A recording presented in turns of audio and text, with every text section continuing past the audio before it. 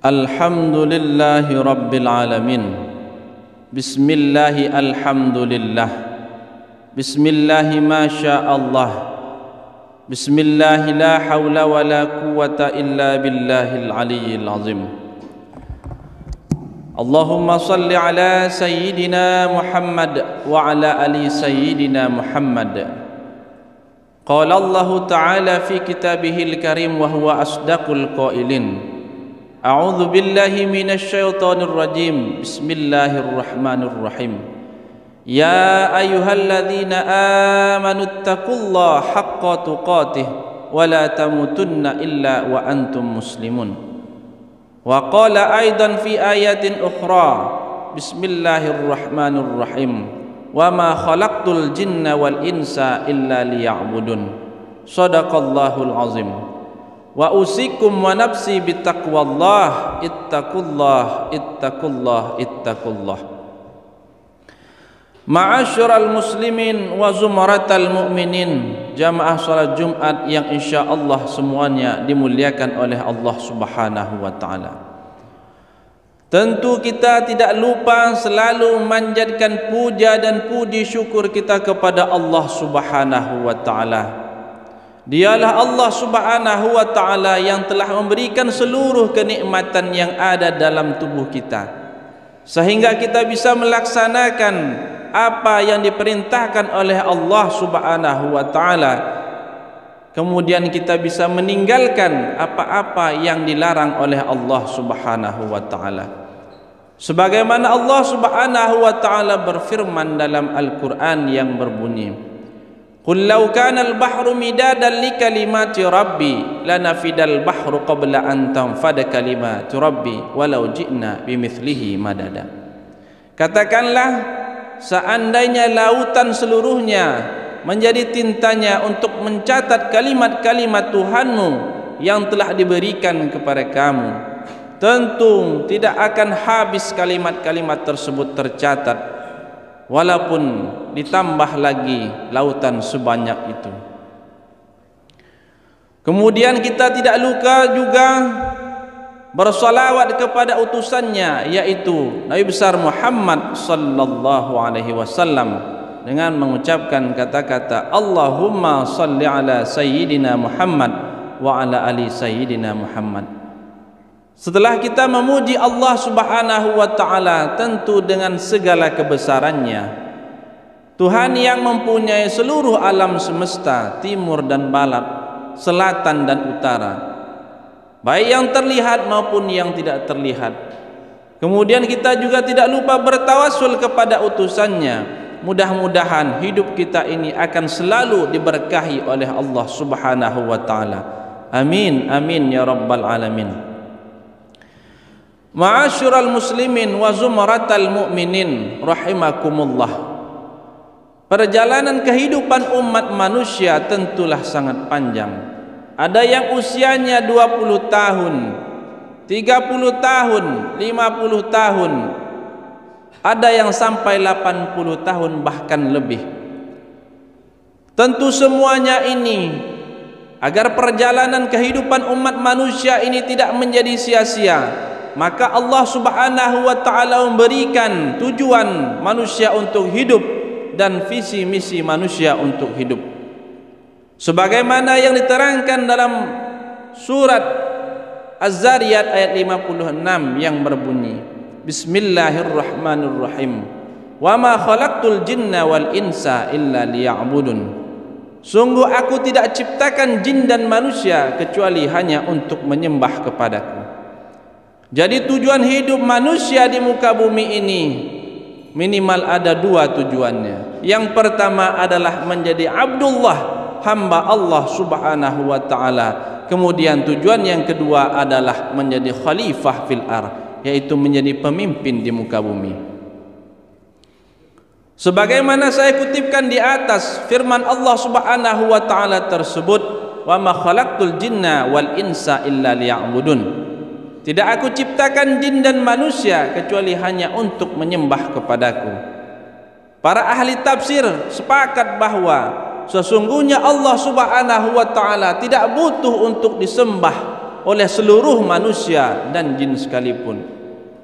Dalam satu riwayat dikatakan seandainya seluruh manusia di kolong langit dan di atas perut bumi seluruhnya menyembah Allah Subhanahu wa taala, maka sesungguhnya itu tidak menambah sedikit pun kekuasaan Allah Subhanahu wa taala. Tapi begitu juga sebaliknya, jika seandainya seluruh manusia yang berada di bawah kolong langit dan di atas perut bumi semuanya tidak menyembah Allah Subhanahu wa taala, maka sesungguhnya itu pun tidak mengurangi sedikit pun kekuasaan dari Allah Subhanahu wa taala. Ini artinya bahwa sesungguhnya manusialah yang membutuhkan Allah Subhanahu wa taala, bukan malah sebaliknya. Artinya bahwa ketika manusia beribadah kepada Allah, melaksanakan salat 5 waktu, berzakat, berinfak, kemudian melakukan kegiatan sosial yang lainnya, menolong sesama manusia, maka terjadilah hubungan harmonisasi antara seorang hamba dengan seorang penciptanya. Ketika hubungan harmonisasi tersebut terbangun dengan baik, maka konsekuensinya adalah apapun yang diminta oleh seorang hamba kepada Allah Subhanahu wa taala pasti akan diberikan oleh Allah Subhanahu wa taala. Tapi ada yang langsung, ada juga yang tidak langsung. Ini artinya bahwa sesungguhnya manusia ini dalam posisi yang lemah.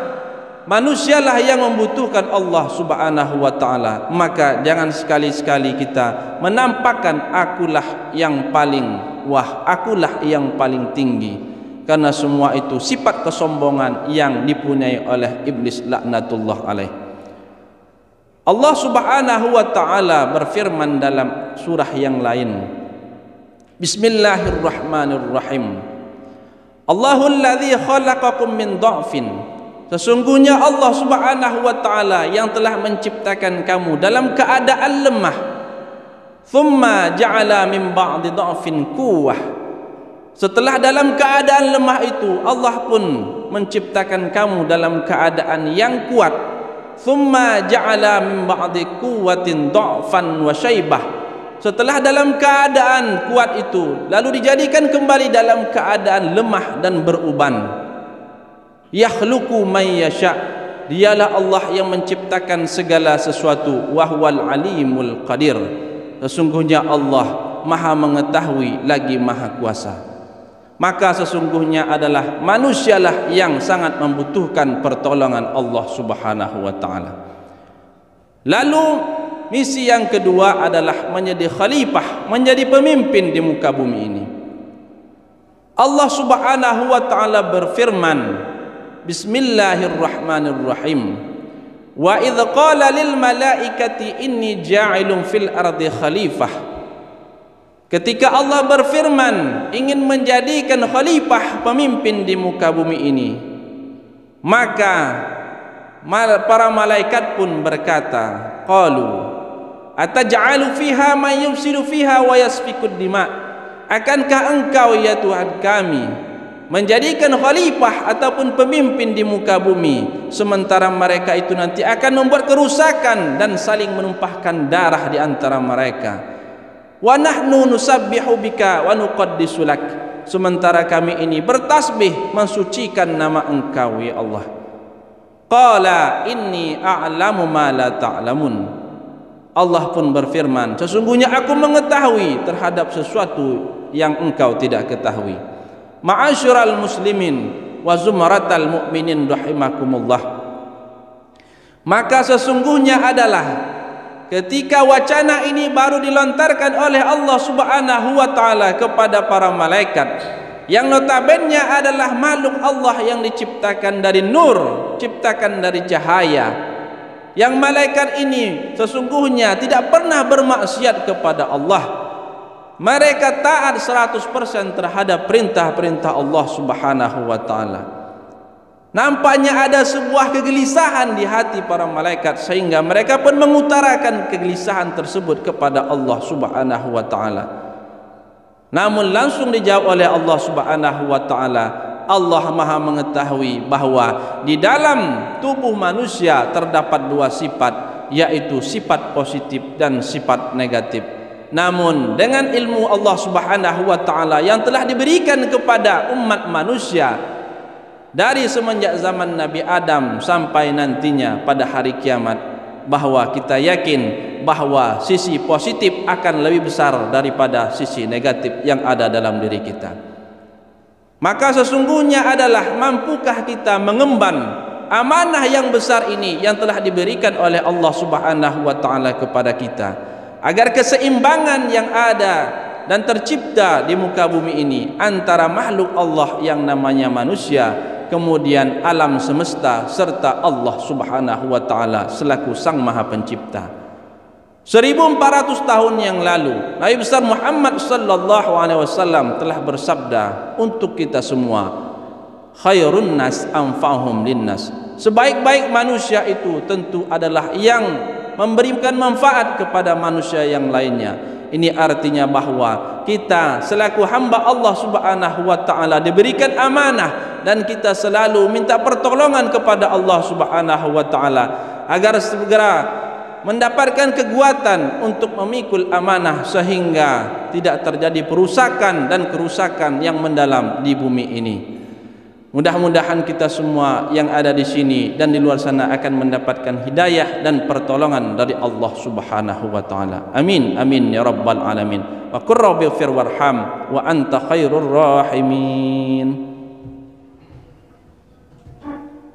Allahumma shalli ala sayyidina Muhammadin wa ala ali sayyidina Muhammad.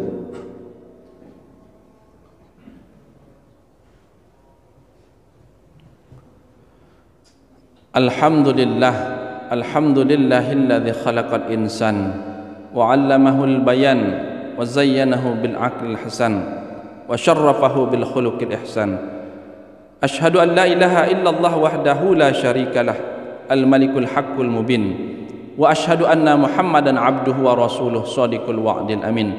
Allahumma salli ala sayyidina Muhammad wa ala ali sayyidina Muhammad. Qala Allah Ta'ala fi kitabihil karim wa huwa asdaqul qailin. A'udzu billahi minasyaitonir rajim. Bismillahirrahmanirrahim. Ya ayyuhalladzina amanu taqullaha haqqa tuqatih wa la tamutunna illa wa antum muslimun. Wa qala aidan fi ayatin ukhra. Bismillahirrahmanirrahim.